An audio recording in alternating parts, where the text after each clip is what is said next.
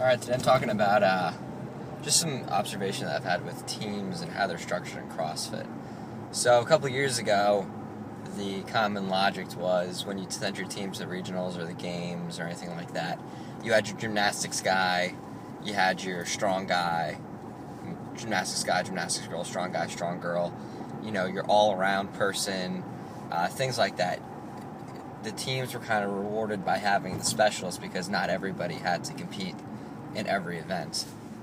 And then really in the 2011 regionals, you started seeing that all 6 members of the team had to be tested. So you couldn't just have 2 or 3 all-stars to go in and wreck shop.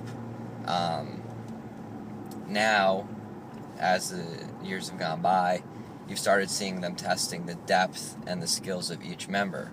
And really, you look at the WODs this year, you can't repeat which athlete does the individual workout or the partner workout. Everybody participates in one event every day in the 4 3-person events. And the 4 3-person events are testing everything from gymnastic skills with muscle-ups to strength in the overhead squat. And then the other 2 workouts are really just overall conditioning. But they still have high-skill movements like pistols, hard gymnastic things like chest-to-bar pull-ups, and then a strength piece, the dumbbell snatches are not light. So it's kind of interesting that now the teams that are rewarded, or the teams that do the best, I shouldn't say rewarded, are the teams that have the best individual CrossFitters. And you can't disagree with that as them being the fittest on earth, not just the best collection of specialists, because otherwise you could make the fittest team on earth the world's best marathon runner, the world's best power lifter, and the world's best gymnast, even though all 3 of them individually will have some pretty glaring holes or lapses in their fitness, whatever you want to call it. What's interesting is you compare it to another sports, or really any other sport, and every other sport has role players and specialists. And this is kind of a newly dawned frustration of me, knowing that I could be a very good role player in CrossFit as the body weight monostructural guy. Instead, I'm struggling to keep up with the heavyweights. And that's good. It's making me improve my fitness. But it's funny, the best pitcher, or you could be a Hall of Fame pitcher and not do anything other than throw a baseball. You could be completely incompetent at batting, at catching even, and you could still make it to the Hall of Fame if you are able to get enough strikeouts, if you're able to, win enough games. Basketball's the same way. If you took, somebody like John Stockton and Shaquille O'Neal in the height of their basketball prime and put them up against somebody who isn't a Hall of Famer like Christian Laettner, someone from the same era who's a very well-rounded player, but not as good as either a point guard or a center, Laettner would win in one-on-one against either of those 2, I'd imagine, or at least you could make the hypothetical Batman versus Superman argument.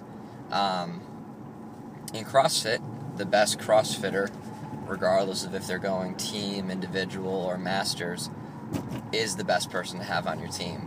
There's no room for role players. There's no room for, this is the team's point guard, this is the team's center, this is the team's whatever. There's no designated hitter in CrossFit. It's just kind of a funny observation. There's really no other sport where every single person has to be able to play every single position at every single moment in every single game. I don't know. It makes it unique. It makes it kind of interesting. There really aren't too many other sports where you have individuals that go and form together to make a team, and what is really an individual event. Even in something like swimming and gymnastics or wrestling, the team score is the aggregate of individual performances. So you can have your vault and parallel bars specialist that does nothing but those events, and he still is a member of the team. So it's kind of cool. Something that not really many people have pointed out, and I've just been thinking about a lot. It'll be interesting to see how the sport grows. I think it'll continue down the path of every single team member is going to be individually capable. Like, you look at a team like Ute CrossFit, and they have probably 4 athletes that are capable of being individual level competitors, even out of a very tough region.